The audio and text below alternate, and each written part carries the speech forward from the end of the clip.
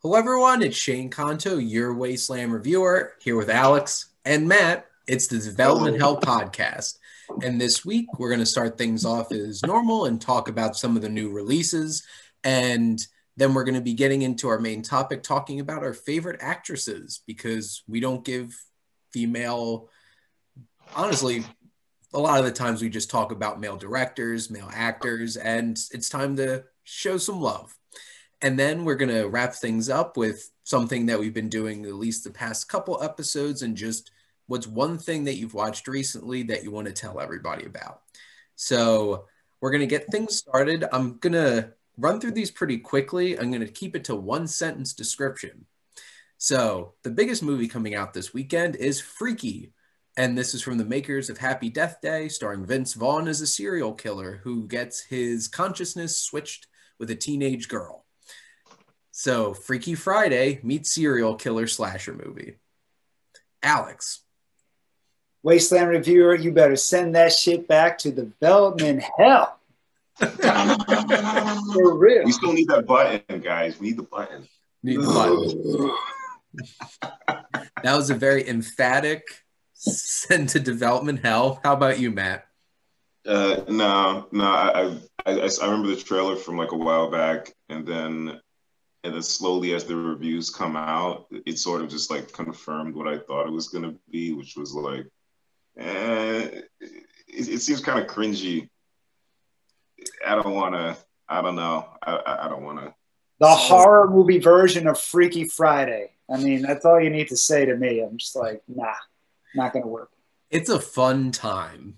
I got to screen it earlier this week, and like, it's the same level quality of like Happy Death Day to You.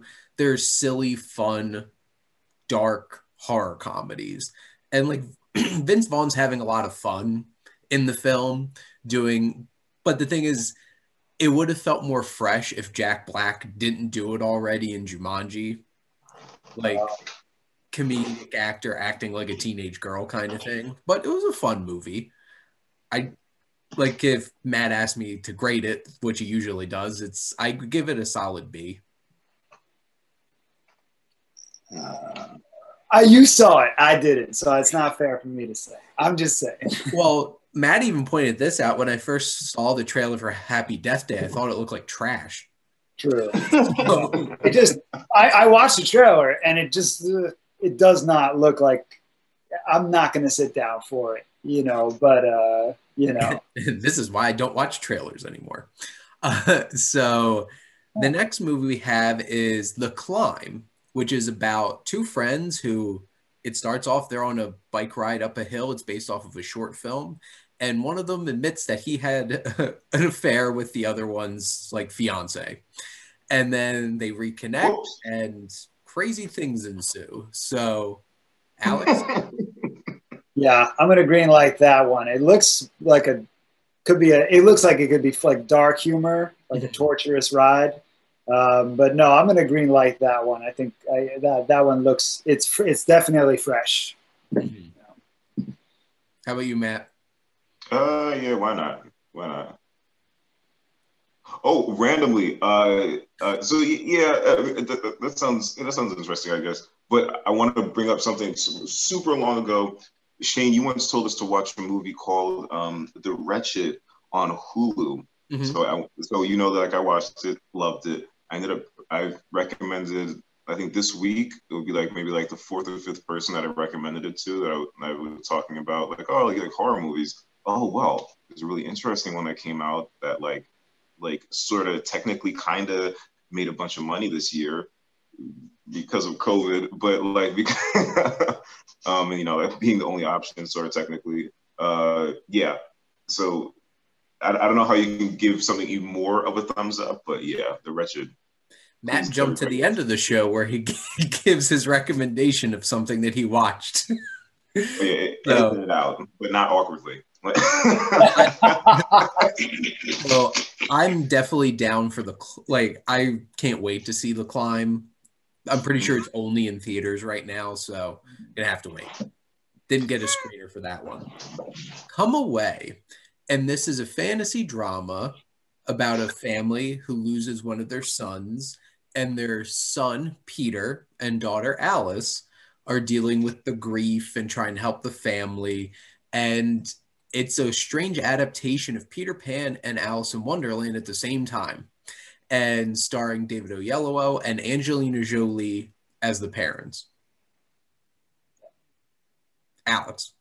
No way I'm going to send that one back, man. I mean, you got some talented people involved. And when I read the synopsis of that one, I said, oh, wow, I didn't expect that. I didn't, just seeing the cover art for it, I couldn't tell that that's what it was about. So that could be cool. How about you, Matt? Yeah, give that some love. Give that some love. When does that come out? It came out the 13th. So okay. By the time this posts on the 18th, it would have been out already. It's on VOD. Or is it? Might be only in theaters. I have to double check that. It is on VOD. Okay. Yeah, because I got a screener, so I didn't remember if it was on VOD or not. I enjoyed it. The fantastical elements were kind of odd because I felt like the film could have just worked on the human drama level. The Peter Pan references fit a lot more into the story, and it kind of felt like the Alice in Wonderland stuff was kind of just tacked on. But it's an interesting experience, and there's definitely a lot of talent in it. So I would recommend it. So I've been looking forward to bringing this one up. So we have Fatman. Mel Gibson plays Santa Claus, who gives the wrong kid coal, so then he hires a hitman, played by Walton Goggins, to come after Santa. Alex. So here's the thing. I love Walton Goggins. I loved him in Hateful Eight and Jangle Unchained. I think he's one of the best parts of Hateful Eight, just the way he played that character off. But when I watched the trailer the second time around, I'm sorry. I'm not going to greenlight this one. I'm not going to do it because it just, and I read a very short review of how tonally off, and I was like, well, yeah, because it's the trailer, it feels like a Grindhouse Christmas movie, but the way it's shot like a serious film. And I'm they should never have done that. This should have been silly. Yeah. It should have been. It should have been darkly funny, but I get your point.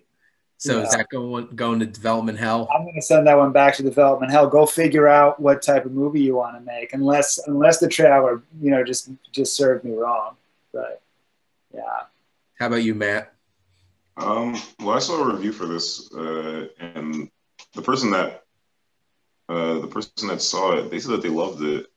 They said it was, for a couple of reasons, it was kind of timely in a way. For I don't want to spoil it. They said that it was funny, but in kind of a Bad Santa, in that kind of way, where it's whoa, okay, so that's really dark. I feel bad for laughing at that. I don't know.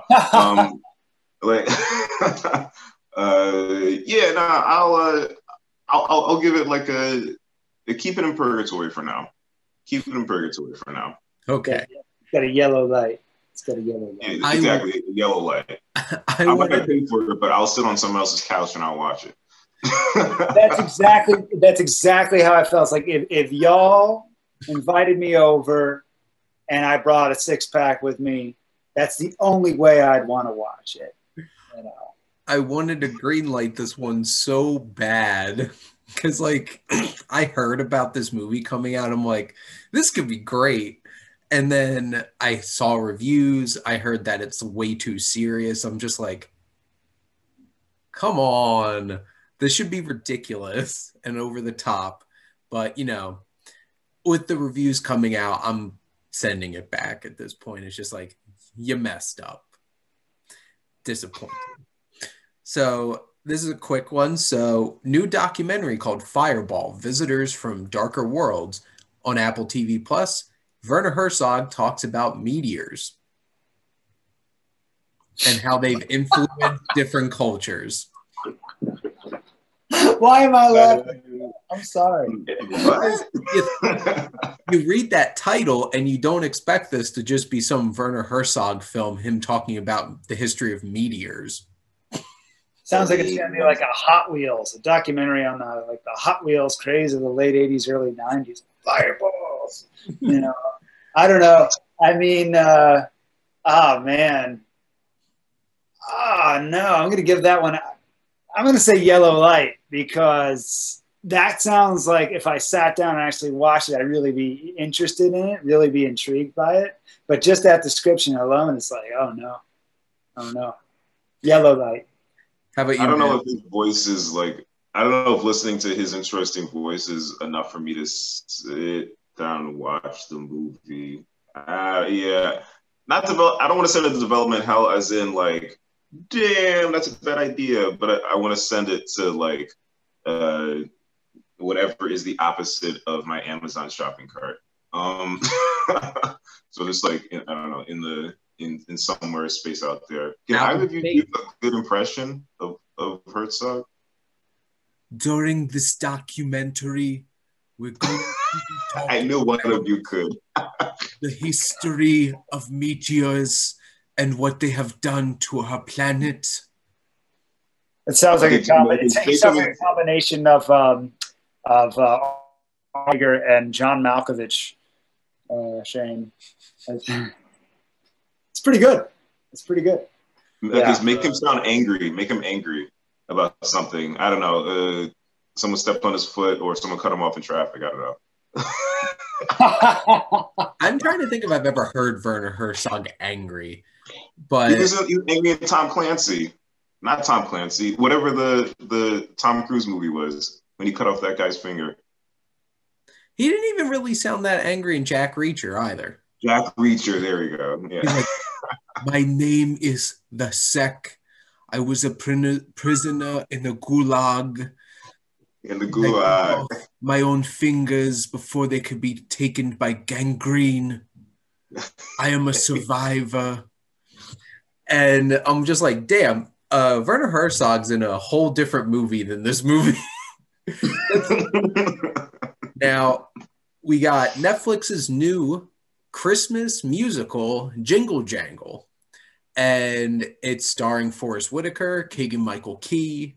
Ricky Martin plays an automaton little matador. And there's a lot of singing, a lot of dancing, and it's from the composer of The Greatest Showman. What do you say, Alex? Everybody sees him smiling. I see him smile. Look at you lost it with the automaton. Oh man. Sorry, man. You gotta send it back. Send it back, man. How about you, Matt? Yeah, I don't. What's the phrase people say now? Hate watch. I don't really hate watch things, or like just watch it, or it's like I'm going to spend money on this just to laugh at it. Yeah, I don't usually do that. So yeah, I'm gonna skip. So just to give a little perspective, so I watched this last night, and it was one of the most surprising experiences I've had watching a movie in a long time. And honestly, I wouldn't be surprised if this turned into like a modern Christmas classic. Wow. Like from the start of it, I'm like, damn, this movie's a blast.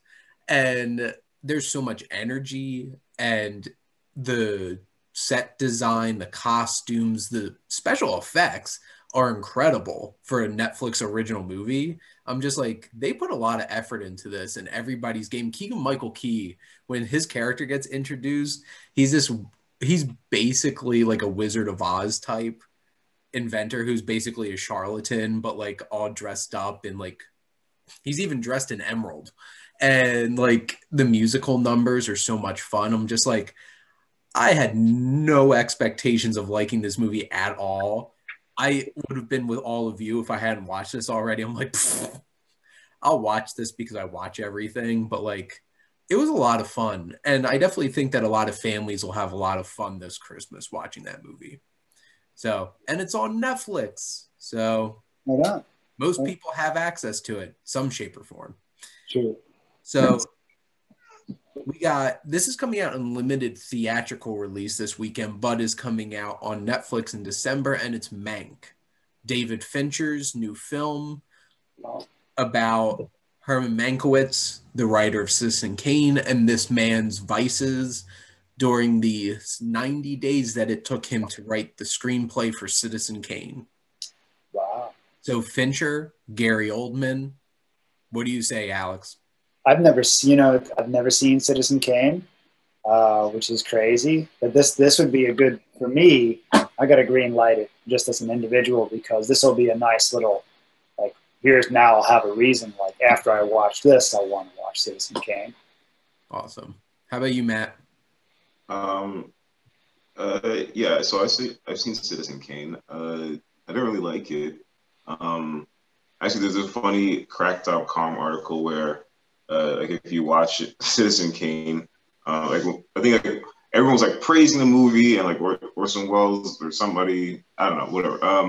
Like, someone like walked up to him after one of the screenings because he was in the audience, and then like, something strange happens. I think either the beginning or the very end of the movie, where it's like this weird plot hole thing, and then someone says, "Oh wait, but that didn't make any sense." Like, someone tried to CinemaSin him his movie, and apparently he said, like, told the person, like, in public, "Shut the hell up." And I'm like, "Whoa, okay, just Google that." That's kind of funny. The story, but yeah, I mean, I think Gary Oldman is supposed to play him, right? Yep. Yeah. Yeah. I mean, I didn't like Citizen Kane as a movie. I'm not even like averse to old movies, but I just didn't really like it all that much. But yeah, I mean, You just hate old movies, Matt. Yeah, but I mean, Gary Oldman, he's a chameleon. Darkest Hour. What was that? The Bram Stoker's Dracula from a couple of weeks ago that I saw. Like, he can do literally everything, anything. He should never stop acting. Yeah, he's amazing. So Fincher, green light. That's it for me. That's enough for me. Like, Fincher's one of those directors where it's just like you could just say his name, like, okay, I'm gonna watch your movie. So that was enough for me. And but you should look up something. I think he was talking about how he had a deal with Netflix or something like that. About, or just like in general, he wanted to make more. You say what? He has an exclusive deal with Netflix now for the next 4 films. Yeah, because so, but he was saying like how he was kind of disappointed for the past couple of years. He hasn't been as, I think he used the word, like, productive with them, like just the output of work. So he's either, he has to kind of like make a decision on whether or not he wants to like continue with like that deal thing, or he wants to kind of go in a different direction or something. Yeah, you and I guess anyone watching, like, should look that up too. Actually, it's kind of an interesting read. But yeah, David Fincher, man, awesome. Where's Mindhunter? I don't understand. It's done. Everything should get dropped until Mindhunter's like series is over. I don't care about anything else. Apparently, it was too expensive, and not enough people watched it. So, which shocked me. I thought everybody watched Mindhunters, all that true crime stuff. So this one I was super, super, super excited about. So Cartoon Saloon, their newest film from the studio that animated The Secret of Kells, Song of the Sea, The Breadwinner, brings Wolfwalkers. And this is an Apple TV Plus original. It's getting released limited in theaters this weekend. And it's about a young woman whose father is hired as a hunter in Ireland to hunt wolves. And this young girl meets this other young girl who turns out to be a wolf walker. And when she falls asleep, her spirit becomes a wolf. And so high class kind of fantasy from Cartoon Saloon, one of the few studios that still does beautiful 2D drawn animation. Alex. I'm going to green light that. I probably wouldn't choose it, on my own, but I really like the story. The story sounds really cool. So what do you think, Matt? Yeah, that sounds awesome. If any of you guys would be interested in watching, I think it's like Love, Death, and Robots. Is that what it's called? I watched that on Netflix. Yeah, there was a story about, it was a story about, I think it's Japanese, like this animated, like, it's like tale where there's this guy and there's this person that turned into a fox, and but it's like about robots, but also about spiritual. You know, remember what I'm talking about? The lady that turned into a fox. I'm trying to remember because there's Or like 18 shorts in that show. I'm trying to remember. Yeah. I feel like I want to Google it. I want to Google the name of that short now. But yeah, why not? That sounds interesting. Yeah.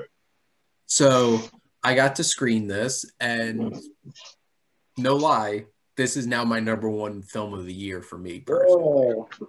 It unseated Never Rarely, Sometimes Always after like 8 months at being my number one. So like I love Cartoon Saloon, and them and Leica, they're my two favorite animation companies, and they do ambitious things and do things differently, and they're just beautiful stories. And this movie gets intense and dark, and it has like religious undertones and stuff like that, and commentary. There's some moments that remind me of like straight Frollo, like Hellfire from like Hunchback of Notre Dame, because like the antagonist is like a religious zealot, and it can get really intense. It's cool. There's a lot of action, and it's just beautiful.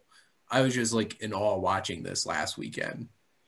So, quick couple more. I'm going to just stick it to two more. So, Hulu has a new film coming out on the 20th called Run. And this is about a young woman who's been sick her whole entire life, homeschooled by her mother, played by Sarah Paulson. And she's starting to realize that maybe she hasn't been as sick as she thought she has been her whole entire life. And this is a thriller, and it's from the director of this film Searching that had John Cho, which was all shot on like a computer screen of a man trying to find his daughter who goes missing. So what do you think, Alex? Yeah, I wouldn't send that back. Just knowing what I know about it, I wouldn't send that back. It sounds, especially since when you said it was a thriller, that kind of, make my ears come. Okay, that sounds like that could be a good thriller. How about you, Matt? Yeah, that sounds pretty awesome, actually. I mean, I wouldn't recommend the movie Ma to like most people, but unless you want to laugh, but there is like a weird B subplot that was interesting, where it's kind of like I'm sick. Oh wait, no, I'm not sick. Wait, oh, okay. That felt such out of left field, like 2/3 of the way into that movie, watching Mom, just like, really? But like, I got a chance to watch Run, and by the time this podcast posts, the embargo will be lifted, so I could actually share my thoughts right now. It was intense. And Sarah Paulson's an amazing actress. Speaking of great actresses, she's been on a roll lately. She is Nurse Ratched in the new Ratched series on Netflix. And like, she's great. Good? Or is that not good? It was watchable and enjoyable, but like I was sitting there thinking like slightly higher than that. Like I'd be interested in still watching it more. It's a Ryan Murphy show. So like a lot of his stuff is a lot of style and some strong performances, but like story-wise, but like Run is intense and the performances are really strong, and there's some really strong directing in it too. I was really impressed by it. Now, the last one I'm going to bring up is a film coming out limited theaters next weekend, but actually coming out on Amazon. It's an Amazon original coming out in December. It's called, or might be around Thanksgiving it comes out. I have to double check that, but it's Sound of Metal. And Riz Ahmed plays a drummer in a metal band who loses his sense of hearing. And he goes on this journey of dealing with the fact that he can't play anymore. And he joins this community of deaf people and tries trying to figure out, is he going to be sticking with this new life and accepting it, or trying to get out of it by looking into getting implants for his ears?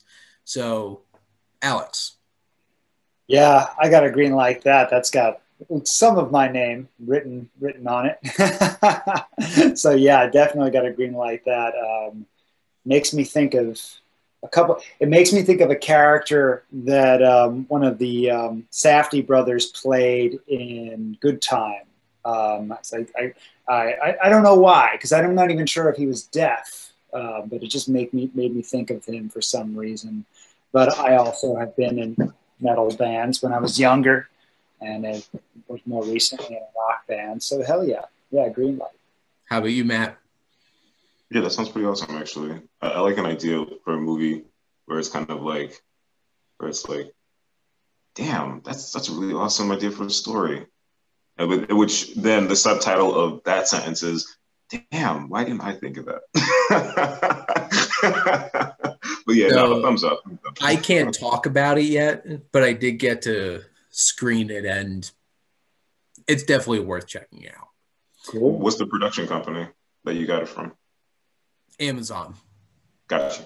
Yeah, I don't get screeners from production companies. I get screeners from distribution companies. So like the distributor of the film's usually the one that sends out the screeners. So like, I don't know if this was a film produced with it all intentions of being an Amazon film, or Amazon just kind of like, whoop, gotcha. And just like going to throw you on Prime. Like Coming to America, which we'll actually be talking about our next podcast because Amazon bought that. So the long-awaited sequel to Coming to America. I'm just happy Eddie Murphy's doing stuff again. But we'll talk about that next time. And we need to talk about Borat after we end the podcast, by the way.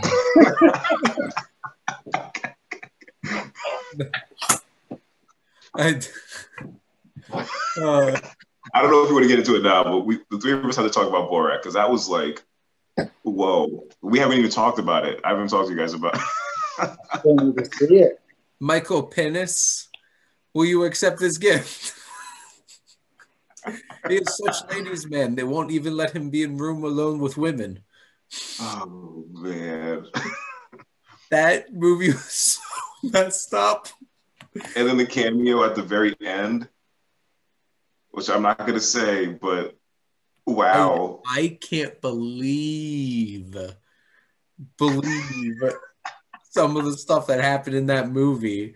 And it makes so much sense now because you hear all this crap that happened this year with Sacha Baron Cohen getting thrown out of a Mike Pence rally. And then it's just like, oh, he was filming Borat. But anyway, so our main topic this week is talking about some of our favorite actresses. And like I could at least say for myself, I'm going to mention a couple of the ones when it's my turn of like who I loved growing up. And then some of my favorite, like right now, working actresses. But Alex, who are some of your favorite actresses? Sure. Well, real quick, should I do this in like an order, or should I just kind of like say like my three favorite? I think we're just going to kind of chat because we didn't really like set like, here's my top three favorites. Like I have a couple that I'm just going to at least bring up some points about. Sure. Well, I'll throw out a handful of names then, because I realized as I was coming up with my favorites, I've probably only seen 3, 4, maybe 5 films from each, and then some of them like maybe only 2. And so Amy Adams was one of the first that came to mind, and mostly because of her role in The Fighter. I just love her in that movie. And then she's just great in that. She's tough, she's sexy, you know. And when Christian Bale, there's a scene where Christian Bale knocks on her door and they face each other. I didn't breathe, you know, until she answered the door. I was like, oh shit! I thought Christian Bale was going to punch her in the face or something because he was such a loose cannon in that movie. And it's Christian Bale; you never know what he's going to do. I love her in The Fighter. I also really like her in American Hustle. Mm-hmm. She was in Catch Me If You Can. She was a lot younger in that. She was the cutest thing in Catch Me If You Can, and she was also in Doubt. Mm-hmm. And then after that, I haven't seen her in a whole lot, but I really like Amy Adams. times. Yeah, because she's been, well, like she's Lois Lane in the DC, newer DC Superman films now. She was supposed to have, what the hell was that movie called? She has a movie that's supposed to be coming out where deals with agoraphobia, and she won't like leave her home, and she witnesses a murder across the street, and it has like Rear Window kind of vibes into it, and like she's a fantastic actress. And like I remember watching Catch Me If You Can for the first time and just seeing all of the people in that movie, and I'm just like, and yeah, she was really young in that movie. And I think my favorite performance of hers is American Hustle. I don't feel like she gets enough credit in that movie, because like most people you think about, it's like Christian Bale because he gained all that weight and looked absolutely disgusting with that comb over and just everything. And like Bradley Cooper's like, I'm pretty sure he's on crack the whole entire time because there's like he's just like gonna explode at any moment. And then like Jennifer Lawrence is so flashy in it, in her performance, but like Amy Adams is like the heart of that movie, and she does such a fantastic job. Yeah, no, she really does. The actors in that movie in particular, American Hustle, David O. Russell really lets them kind of hit the ceiling, especially Bradley Cooper. There's one scene where Bradley Cooper just abandons. It feels like he abandoned the script, you know, in one scene. He's just like grunting and like, oh shit, you know. You know, it's like, but still I respect that, and I respect when a director lets his actors go there, for sure. Also coming from a director who's had fist fights with some of his actors. Yeah, for real? Oh, yeah. Did he fight with George Clooney, right? Yeah. Clooney? Yeah, they got in a fight on what was it, Three Kings? Yeah, Three Kings, yeah. And then he got in shit with I Heart Huckabees, I think it was, if I'm remembering correctly, with some of the actors on that. Seems to be that kind of director. Damn, that just goes to show you that. I mean, it's like, I mean, I've never directed a film, but I've been in bands where sometimes, you know, you want to grab somebody by the... And at least it isn't like Werner Herzog level where Klaus Kinski tried to murder him. Yeah. Oh. So Old school Hollywood. Oh man. Holy crap. Yeah. Yeah, Amy Adams is great. Yeah. Should I run down my list, or should we just go? Okay, sure. Okay. I got Maggie Gyllenhaal. I haven't seen her in a lot, but I'm just major crush. I think she's one of the sexiest women alive. So that's I'm just biased. But also she was in it. She was in The Dark Knight. She was in Crazy Heart, which I really like. I saw that recently with her and Jeff Bridges. I really like that. I got Julianne Moore on my list. We were talking about book here. She's great in that. But you know, she's been in so many things for so long. Big Lebowski.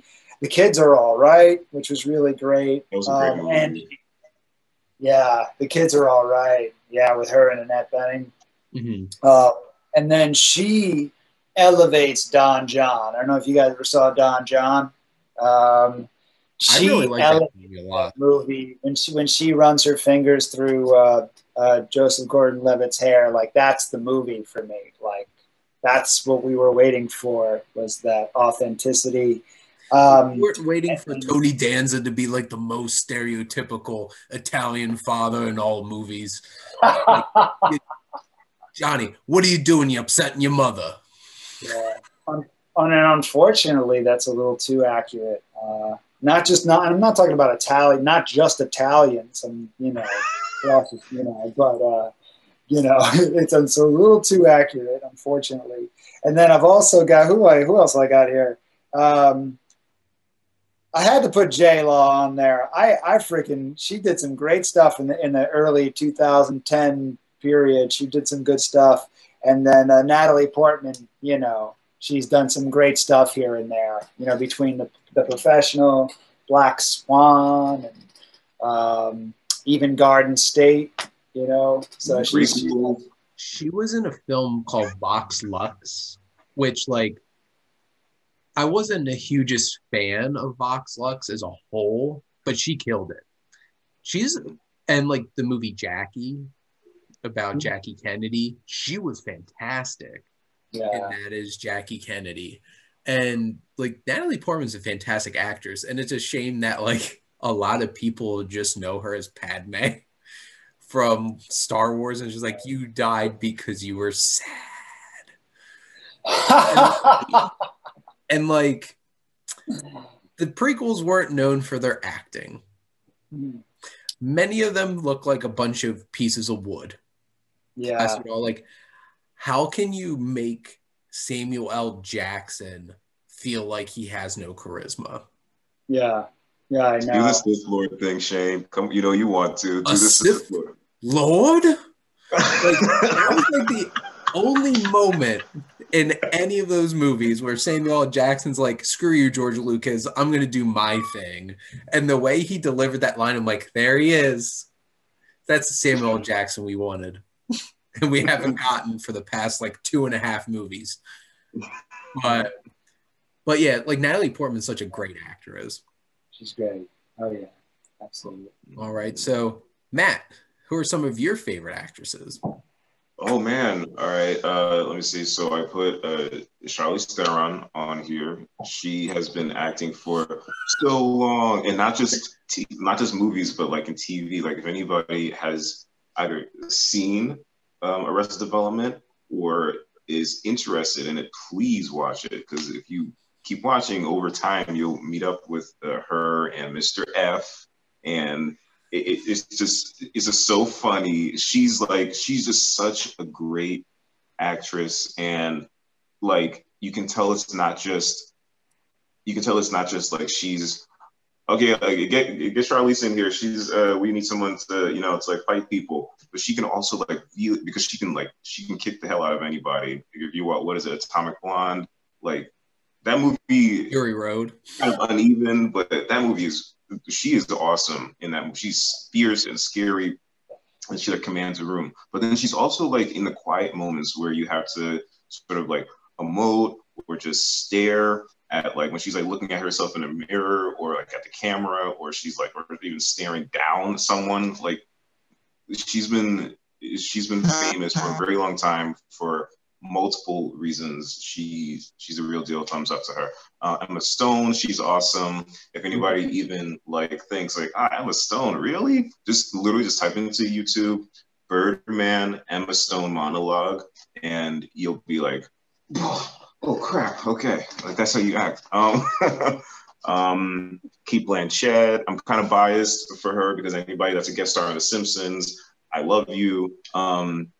She was a guest star on the season finale of last season, which, if you're a really big Simpsons fan, is like, it's like a companion episode to the first ever episode for multiple reasons. Because Sandra, I don't know, there's a bunch of reasons.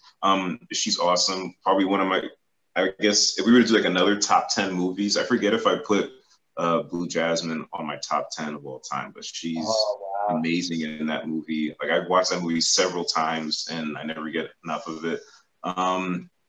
Angela Bassett's really cool. I forget two actresses' name. I was thinking about this right before I hit on the record button.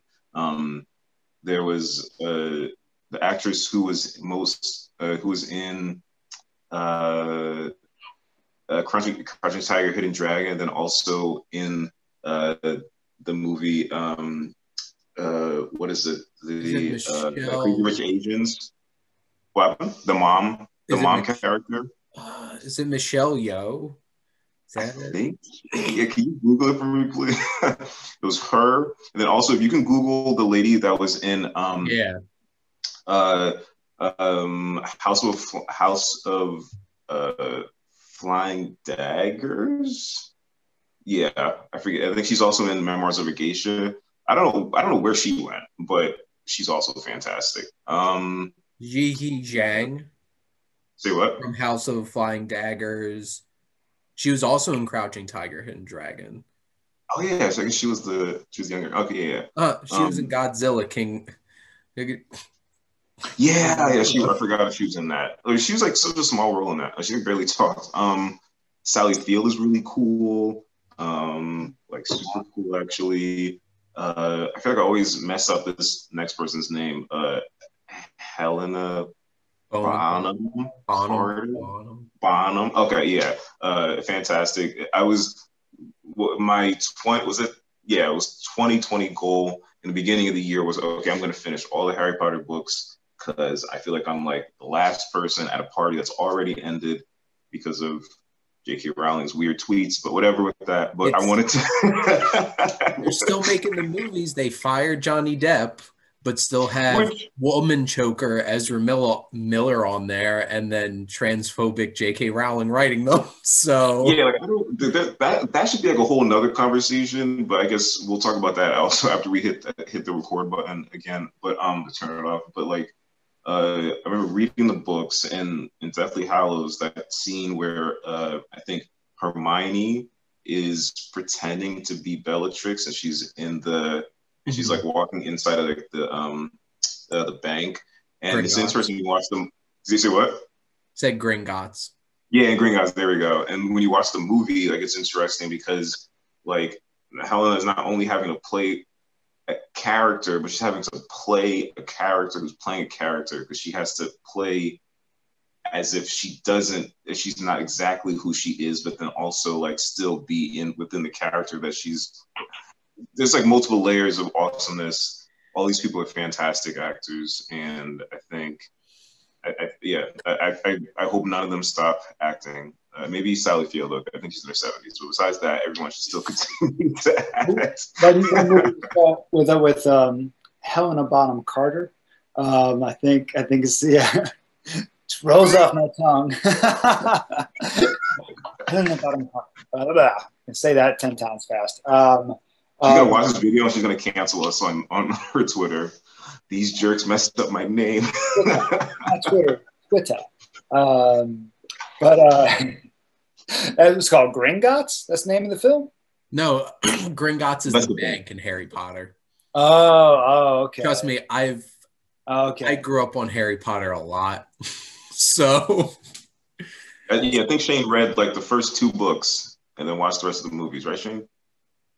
I was at Walmart opening morning every time one of the new books came out and finished it in 2 days. So shut your mouth, Matt.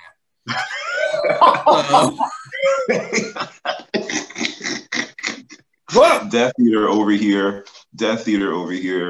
I remember when the movie... Don't trounce on my ambitions, Matt. Except I did do Boyhood. They told me I'm a Gryffindor, so...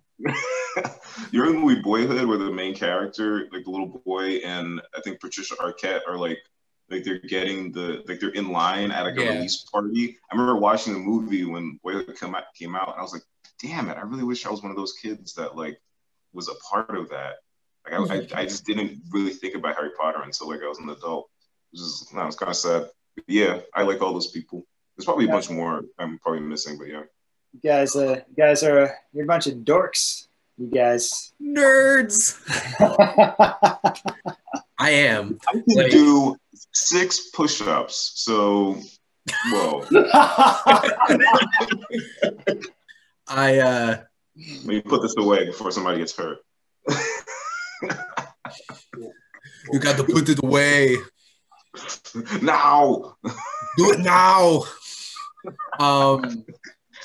But one thing I wanted to say about Charlize Theron is watching Devil's Advocate, and like Al Pacinoing it out, and like Keanu Reeves is doing Keanu Reeves thing, but like she's fantastic in that movie as his wife, and tortured, and like I tilted my camera up to my Fury Road posters because like where she just screams out into like the sky when she finds out that like this dream of her home is all gone, and just emotion she fires out, and also like she goes toe to toe with Tom Hardy in that movie and looks like she's kicking his ass, and like that's an intense physical scene of acting.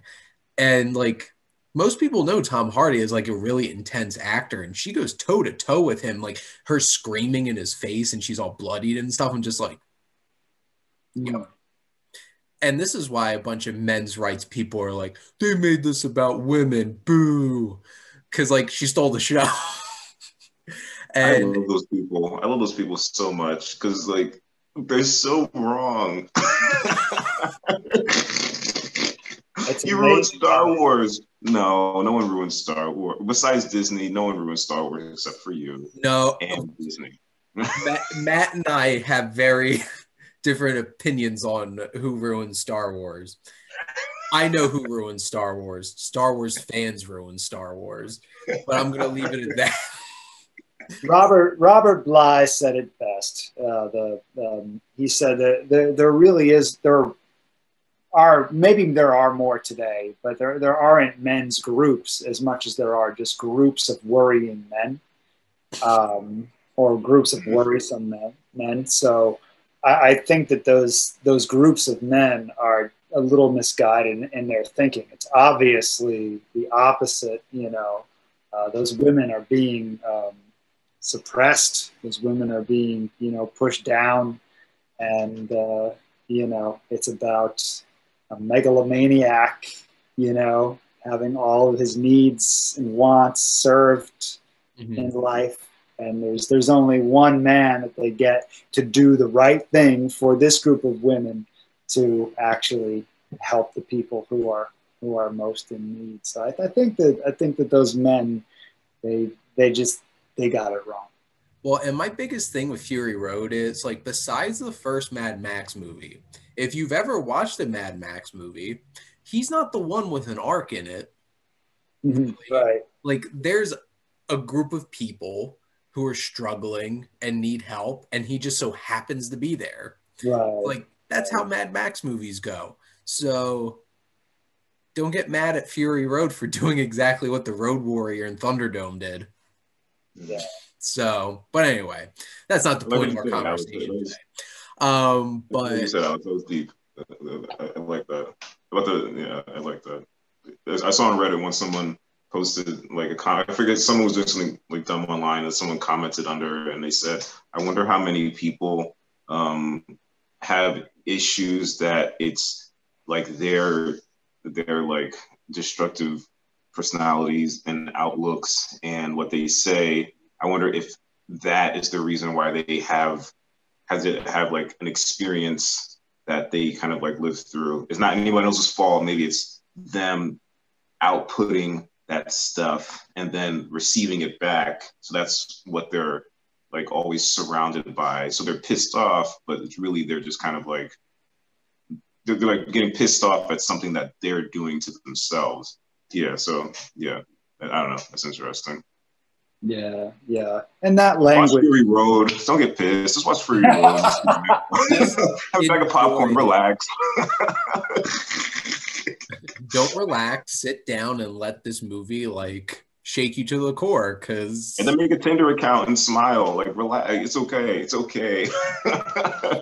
So I'm gonna start my picks by I wanted to bring up two actresses that I absolutely loved as a kid and still respect so much now. And one is Julie Andrews, who absolutely love Julie Andrews, and I'll watch Mary Poppins and Sound of Music forever because she's absolutely amazing, extremely talented.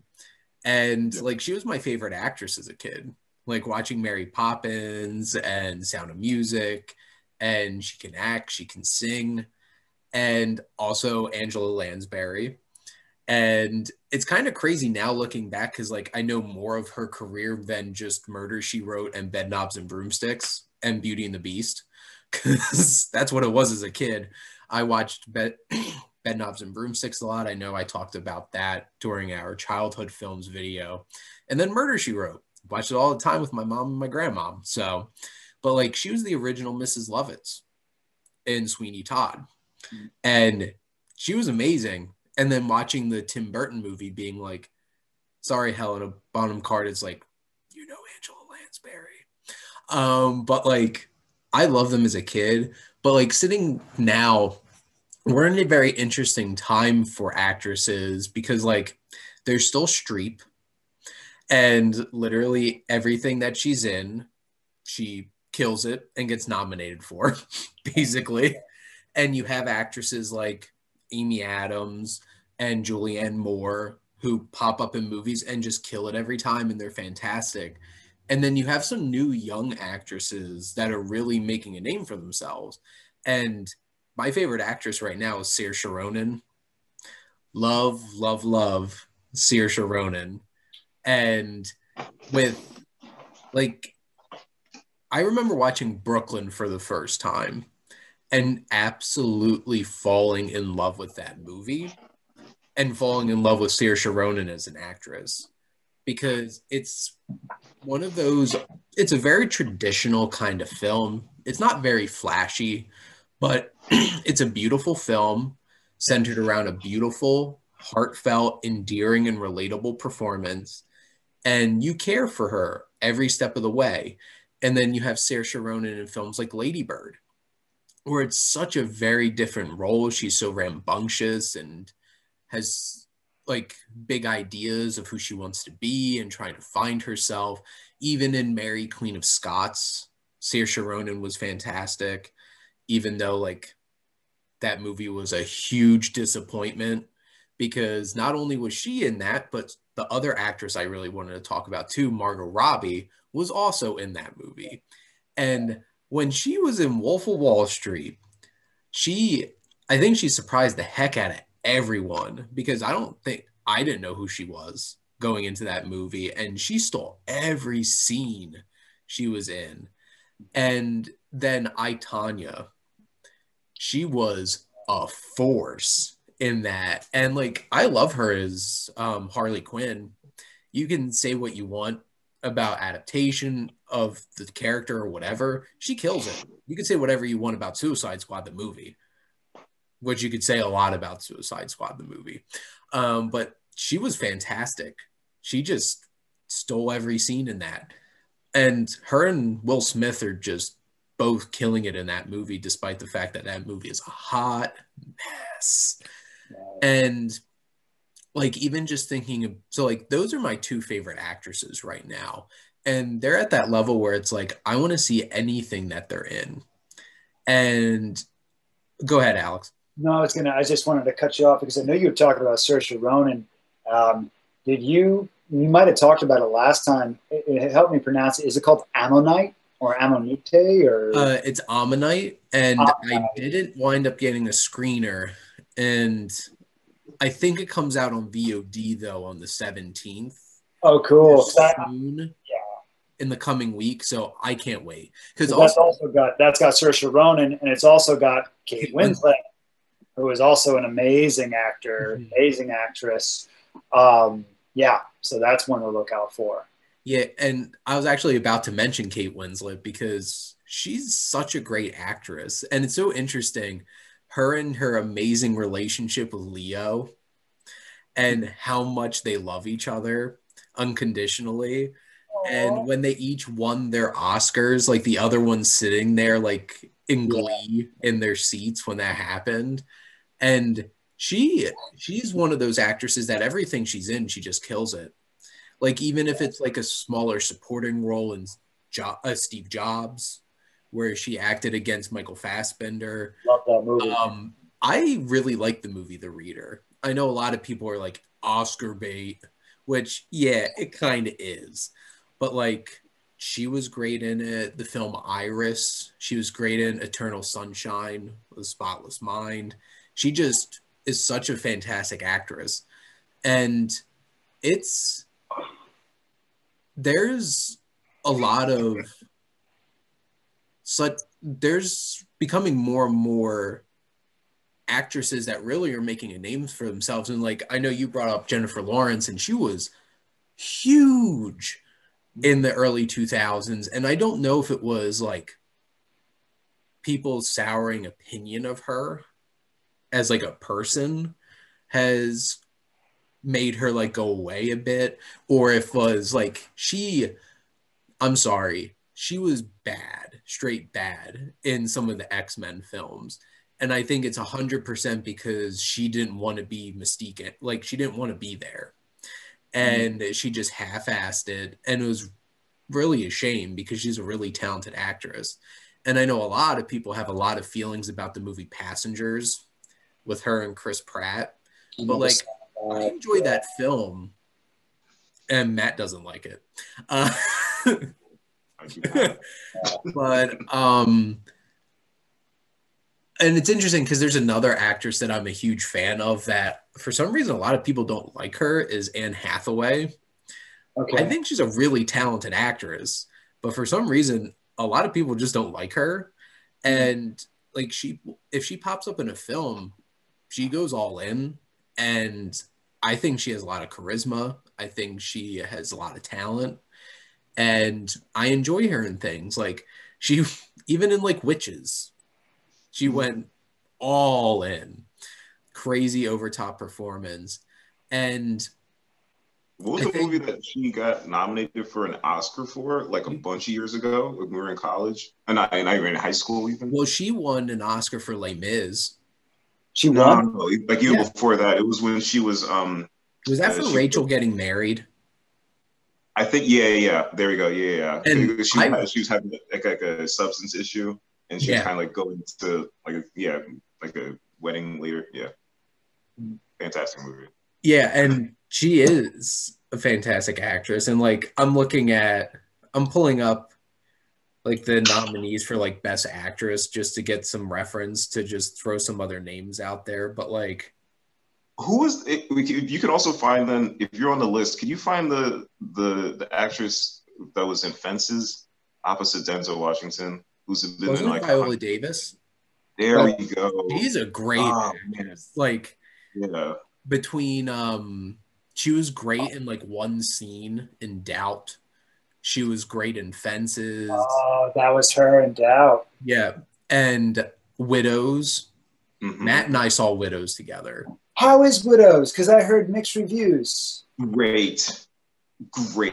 That movie, that should have gotten way more money, way more awards. Totally. I was shocked that movie didn't get more nomination. Like, it didn't get any, I don't think, really. And there was some fantastic acting.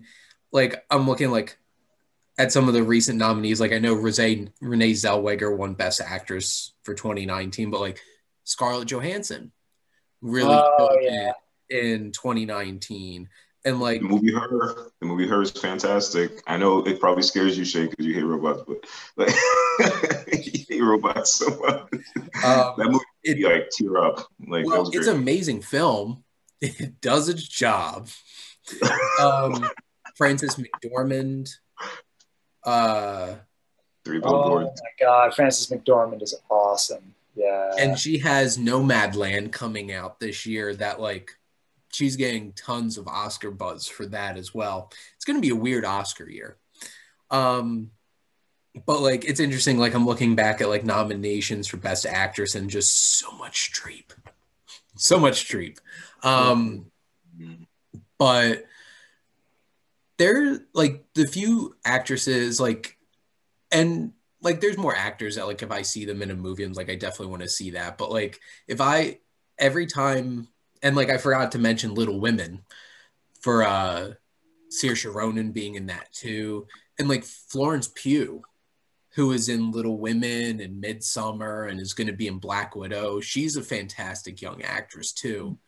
And there's a lot of great young actresses out there that are really coming up. And honestly, any movie that has Saoirse Ronan or Margot Robbie in it, I'm probably going to be checking it out because like, they're really talented, and I'm looking forward to seeing what they do next.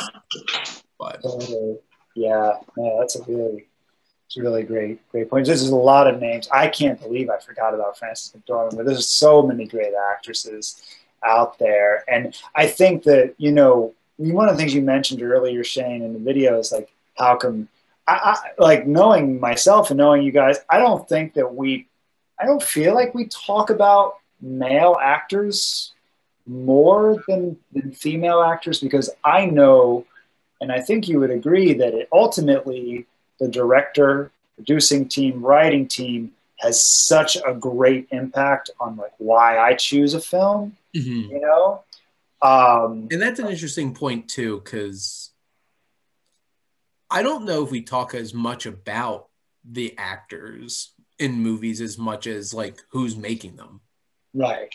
kind of thing. And it's like honestly some of our topics it's like that we've had so far is like generally like favorite movies and kind of stuff like that. So it's at least for me, you can have an amazing cast in a film, but if it's not put together right, it's still going to be a bad movie. Yeah. So you really need to have that talent, like pulling the strings and actually directing the film and who wrote it. But yeah, and don't get me wrong, casting is super important. One of the things they say about Tarantino is one of his best things is his casting, because he'll write for specific actors.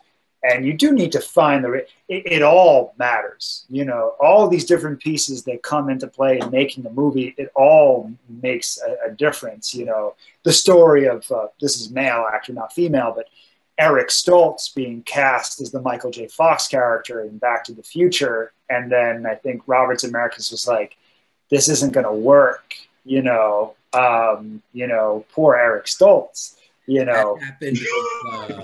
That happened with Lord of the Rings too, because they hired Stuart Townsend to play Aragorn, and then they fired him.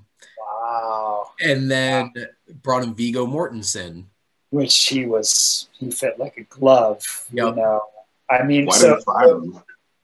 Because he wasn't a good fit. They started filming. I think they realized that he was too young and didn't really have like the screen presence for the role either. Because like, I don't know how to describe it, but like Aragorn's more of a character that, at least in the films, has like this quiet intensity about him. Because like Viggo Mortensen doesn't have like a showy performance in that. But like he is one of the consistent, steady anchors of the film. Right. Oh yeah. And he's great. And like I haven't seen much of Stuart Townsend, but I have seen League of Extraordinary Gentlemen, and like honestly, poor Sean Connery.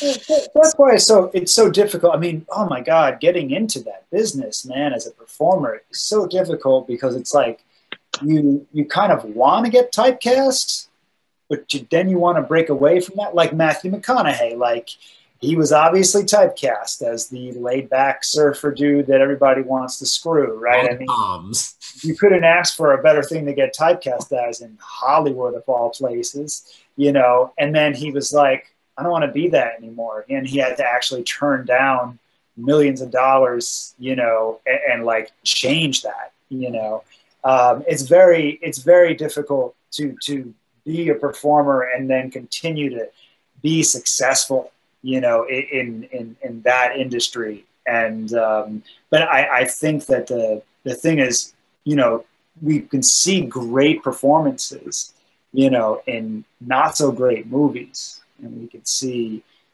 great, but if it's a great movie, the performance has to work. Yeah. The cast has to be right, or if it's not quite great, it might just be good or okay. Godfather Part 3. Yeah. Well, hey, trilogies, man. It's the third installment. It's always the toughest one. Sofia Coppola was not the best choice to be in that movie, and she wasn't the original one, because Winona Ryder was supposed to be in it and then left to go do Edward Scissorhands. Well, good for her. That was a good choice. It was a good choice for her. But like, it's interesting too, because like obviously our topic of the show has been actresses, and it's a fickle industry. For a long time, it's like you're either young and killing it, and then you hit middle age and there's no more roles for you. And then you have to wait until like you're an older woman and hopefully get roles like that in films. And like, it's so interesting looking at, and like I brought her up a couple of times, Meryl Streep. because like she's been in famous movies since the 70s. And when she started out, and like she's been in some classic films, and like looking at some of the stuff she does now, it's like whoever thought like Devil Wears Prada that she would be like this amazing antagonist in that movie and get all of that awards recognition. And like she was in smaller roles like Little Women. She was nominated for Into the Woods playing the witch and stuff like that. And looking at those career moves, and like I was looking at some of the best actress nominations, and like Glenn Close had more attention in the past couple of years than she has in years. And like she's in Hillbilly Elegy, the new Ron Howard film that's coming out on Netflix with Amy Adams. I saw some reviews so far that it was the worst film they've ever seen. Yeah. Yikes. Yeah. I'm like, The oh worst no. film they've ever seen. And like by far Ron Howard's worst film and stuff like that. I'm just like, ooh, oh no. But Worst film they've ever seen. Shane, how do you feel about the Charlize Theron recasting situation with the Furiosa thing? Well, here's the thing. It depends on what the story is. If they're going to have her, like they're doing a prequel, if they're going to have her as a teenage girl, why would they have Charlize Theron in it? No. But she wanted to do it, though. How do you feel about that part of it? But wow. I'm not saying there's a right or wrong. I'm just curious because you've seen every single one of like the Mad Max movies. I'm assuming at least once over. So like, how do you feel about that's that? An understatement. But like the thing is, what it sounds like is this is going to be a story about like a young Furiosa, and they got Anya Taylor-Joy, who's also a great actress. Like she just did that Netflix limited series, The Queen's Gambit, where she plays this like savant chess player, like this prodigy. And like go check that out. It's on Netflix. It's like 7 episodes. They're like 50 minutes to an hour episodes, but like she's a fantastic actress. So like I'm not sad about her being cast in it, but like if it doesn't fit the role to have a middle-aged woman playing a teenage girl, then I feel bad. Like because this is a tough thing, because I think it would be cool to have Furiosa in another Mad Max movie, but then it wouldn't really feel like Mad Max. And the reason I'm saying that is because each of those films is an isolated kind of like, I kind of describe them as legends, because like besides the first film that legitimately sets up this character in his world, his wife and child are murdered, he gets revenge. But each one after that, they're basically stories told by someone else about this wanderer who came into their lives at this particular moment and helped them. Like Road Warrior, the feral kid turns out to be the narrator of the film. And in Thunderdome, it's the young woman who takes it, who has all the young kids like telling the story. Like, I think it would be odd that like Max leaves at the end of Fury Road just for him to come back and get into another adventure with Furiosa. Would I be down for a separate Furiosa film with her like leading the Oasis now? Yeah, I'd see it. But like, that's not the story that George Miller wanted to tell.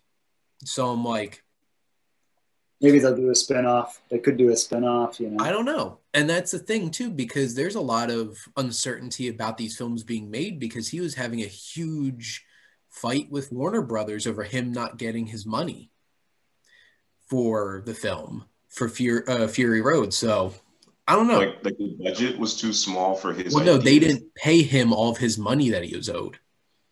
That's worse than what I said. No, they gave him $150 million budget. He had the budget to do whatever the hell he wanted, which like, was that smart? But it Wait, why do you say that? That's interesting. Why do you say that? Because it made not a very modest profit, if that, worldwide.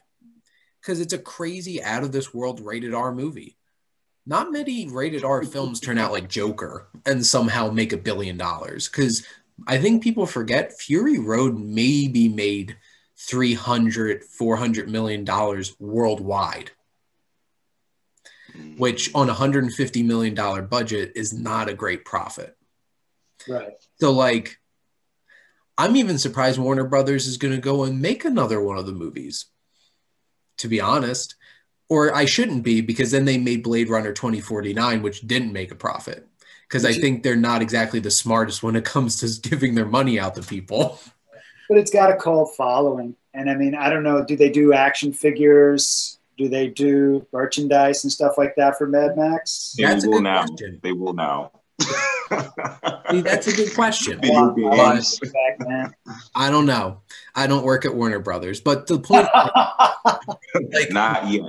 The point is, like, I think it would be really cool to have Furiosa back with Charlize Theron playing her again. But like, if that's not the story that they're going to tell, then it's really up to George Miller. And like, I feel bad for her, because like, I bet she would love to come back and do that role again, but that's not what they're doing. So, I mean, me personally, I mean, I could go either way. If she ends up either being in the movie, either in a small role, or maybe they'll like go back and forth. Hopefully, I don't know. I hope that she's in it, but if she's not, then I'd be totally happy with her making like an Old Guard sequel and me like sitting on my couch watching the hell out of that twice in a row. Like, I'd be completely fine. So yeah, I was just curious about what you guys thought about that. Okay. I'll honestly am at the point that I'll see any George Miller movie that has to do with the Wasteland. So they got my money. But now, to wrap things up for the show, I'm going to do a quick go around of one thing that you've watched recently that you really want to like tell people about. Alex, do you have something? Last night, I finally watched a movie called Shame with Michael Fassbender and Carey Mulligan. Mm-hmm. I don't know if there were any other big names in it. They were the two big ones. Very sexual. It's actually rated NC-17. Mm-hmm. And I had been, meaning to watch it for a long time. So I always liked Michael Fassbender, and I'm glad I watched it. I think it was directed by Steve McQueen, same guy who did, correct me if I'm wrong, same guy did Widows, 12 Years a Slave. And Hunger. The other, Michael Fassbender's been in 3 of his films. Oh, that was also with Fassbender. Mm-hmm. I haven't seen that either. So, okay. I liked Shame. I think that Fassbender, I think Carey Mulligan's amazing in it. So I definitely would recommend it for her. I think she's wonderful. I think Fassbender's, believe it or not, I kind of found him to be one-dimensional. But at the same time, he had to be so shut down by his addiction, addiction to sex, but it's definitely a movie. It's definitely worth watching, in terms of seeing this addiction, and how crazy, it makes him, and the way they shoot the sex scene. One in particular had actually reminded me of 2001: A Space Odyssey, because their bodies are like in the light, and it's like he's transcending something through this, night of wild, crazy sex and harassment and all sorts. Is it the end? Is it the end where things get red? No. I haven't seen the movie in a long time. Is that the end? Are you talking? It's toward the end. It's right before he goes back to his apartment and discovers, something. I don't want to say, but he's with 2 women at the same time, which is everybody's dream, of course. And it felt like a Stanley Kubrick-esque. The way he shot them having sex was like with the light and the. Like if they actually had sex in Eyes Wide Shut. Right. Yeah. Shane, I'm so mad that you made me watch that movie. That movie was trippy. It was not hot. It was Well, frustratingly. Matt, I don't think that was the point Yeah, but it of it also to was like it be. was like frustrating and like because the story felt like walking and stumbling through fog. Shane, I was so mad. I was so mad. I was so mad. So Matt wouldn't recommend Eyes Wide Shut. But yeah, Alex, the Shame's quite an experience. I was looking over because I actually have it in my collection over here. And like Steve McQueen's a fantastic director. And he started off with some ambitious films like that and Hunger, which that is hard to watch. Like there's some stuff in there. There's one particular scene of an amazingly acted duo of Michael Fassbender and Liam Cunningham, who plays Sir Davos from Game of Thrones. I remember watching Hunger again and being like, oh my God, it's Davos. Because like after I'd watched Game of Thrones, but like it's just the two of them. He's a priest sitting with Michael Fassbender's character. It's just a conversation at a table. And it's such great acting. And like he's a prisoner on like hunger strike inside a prison, and there's some disgusting environment that he has to live in, and it's hard to watch. But so it's 12 Years a Slave, but it's on purpose. It shouldn't be an easy watch, to be honest. Right. But Correct. thanks for sharing, Alex. How about you, Matt? So I thought that Nick Robinson, when I saw him in I Love You, Simon, I thought that was fantastic. And I forget what else did I see him in. I didn't really like him too much in the Jurassic World movie, but I saw something else it was a long time ago. I recommend this movie called The Kings of Summer. I think that he was in that a long time ago. It was like a small movie, and I really like that. In any event, he's going to be in this movie with, I think her name is Kate Mara. Can you check with me? Matt, it's a The TV Hulu? show on Hulu called A Teacher. Yeah. So Wednesday. exactly. Yeah. So I prepped for that show by watching the movie that it's based on. I think the writer director that made the movie, I think, is either producing or wrote at least the pilot for this show, something.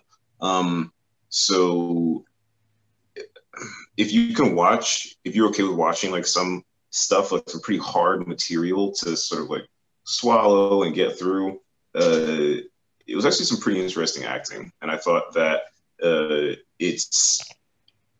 don't know if the movie ever answers the reason, so should I exist? But since it does exist, I actually really had a good time watching the movie. So I'm actually going to watch the show at some point, maybe sometime during the week. It was like, they released the first 3 episodes on Wednesday, and I watched them. So, like, to give a little context, because Alex is looking inquisitive over there, it's a show about a young teacher at a high school, played by Kate Mara, who winds up having an affair with one of her senior students at a high school.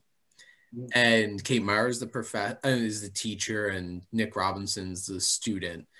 I watched the first 3 episodes, and I was just sitting there for 3 episodes being like, don't do that. Oh, come on. You do that. Oh. Did you watch the movie? Would you watch the movie? I didn't know there was a movie.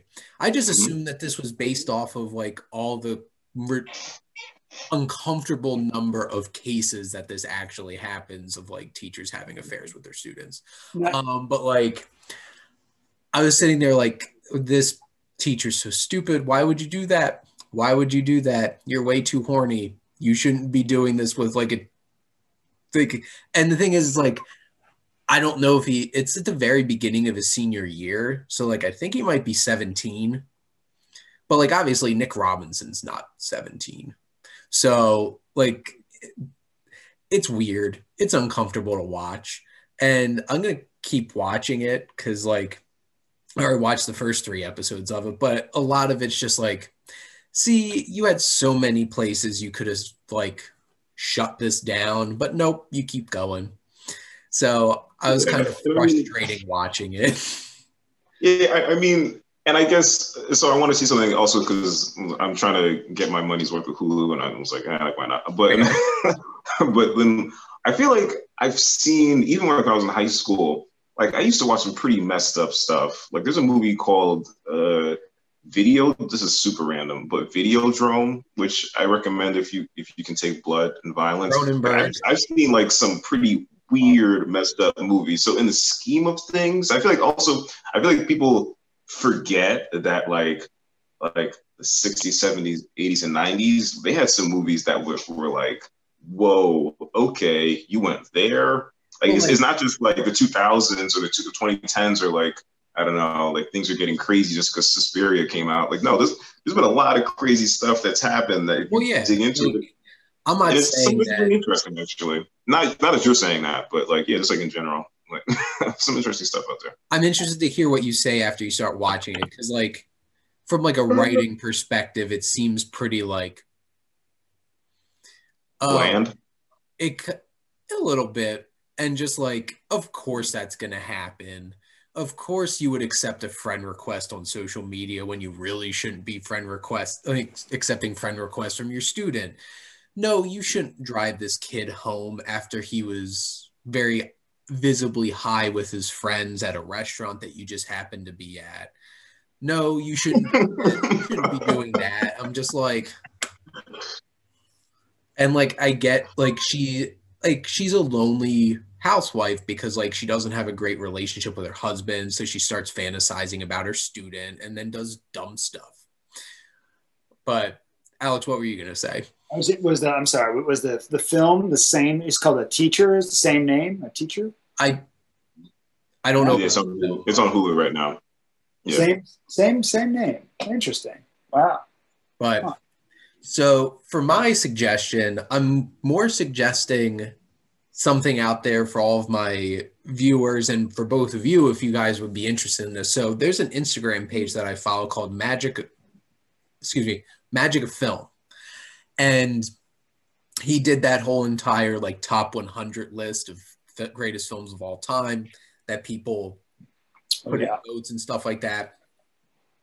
They're up to number 25 of the top directors of all time. They did that. He releases them like 3 times a day. So like they're going quickly through it. And he's going to be doing a bracket of the top 100 animated films of all time and doing a voting tournament, which I think that's going to be fun. But something that he started was Filmstagram Movie Club. So each month, everybody who wants to vote in the community on his page votes on, as of now, a director. And then each week, everybody watches a film from that director and we post reviews and stuff like that. So like the first month for October was for Hitchcock. So like we watched Vertigo, North by Northwest, Dial M for Murder, and Psycho. And now we're on Akira Kurosawa. And last week was Ron, which was like his last big samurai epic. And then this week was Akiru, which is about a man who finds out that he has stomach cancer and like dealing with what he's going to do after being a shut-in bureaucrat his whole entire life. And like I've watched those 2 films for the first time because like I've seen Rashomon, Hidden Fortress, Seven Samurai, Yojimbo, but like I hadn't seen either of them, so that was cool. And I think it's just a cool thing to get involved in if anybody's interested. So shamelessly plugging Magic of Film Instagram page. So go check it out. So for those of us that like aren't specifically familiar with Instagram, so I hop on the app and I just type in Magic of whatever the hell. Magic of Film, yeah. Oh wait, do you even have Instagram? I do not, but I didn't want you to say that. I was mostly saying for people, for the audience. Well, now you out me as an 80-year-old. Because like we could always watch the film each week and talk about it. It'd be cool. Yeah. But so like actually, I just watched Akiru this morning, and I filmed my review today, and I'm going to post it on Sunday the 15th, since this is posting on Wednesday the 18th. But, yeah, so I shamelessly plugged those. But the two things that I did watch, I watched a couple of Akira Kurosawa films, and they're really amazing films, Ron and Akiru. So recommend those. But yeah, so if anybody's interested, go check out Magic of Film Instagram page. Magic of Film Instagram page. But that's all I got for this week. In terms of, we talked about actresses, and we talked a little bit about some of the stuff coming out and some of the things we've been watching. But this was fun. I was glad. Uma Thurman. Go ahead. Sorry. I just want to say Uma Thurman, and that's it. Okay. I forgot. I'm sorry. I forgot. I don't know why I forgot. I feel bad forgetting, but Uma Thurman. Okay. You go watch about you, Uma. You could watch Uma Thurman in The War with Grandpa right now. Is that good? She makes it good. Did you see it, Alex? Nice save. That's going to be Alex's Rotten Tomatoes thing. Uma makes it good. A little cool. Robert De Niro is the main reason that you'd even want to watch the movie, honestly. But thank you all for tuning in again on the Development Hell podcast. And from Alex, Matt, and myself, thank you. And thank you as always for supporting your Wasteland reviewer. Bye, guys. Peace.